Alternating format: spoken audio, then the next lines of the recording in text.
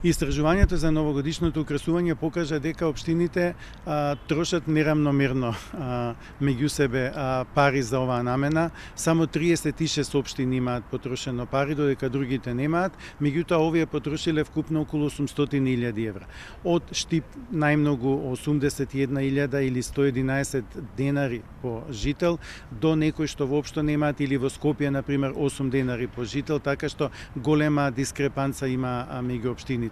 Исто така, истражувањето покажа дека има многу ниска конкуренција. На 80% од тендерите има само една понуда, и второ дека околу 80% од сите овие пари ги добила само една фирма. Ова мислиме дека е поради тоа што овие тендери многу доцна се објавуваат во годината, некаде ноември, декември, договорите се подпишуваат во декември, многу мал простор се остава на фирмите за да се подготват и да ги набават тие украси ако добијат и да ги постават. Значи, некако се фаворизираат фирми на овој начин, кои што веќе ги имаат украсите, кои што веќе соработуваат со општините и така натаму.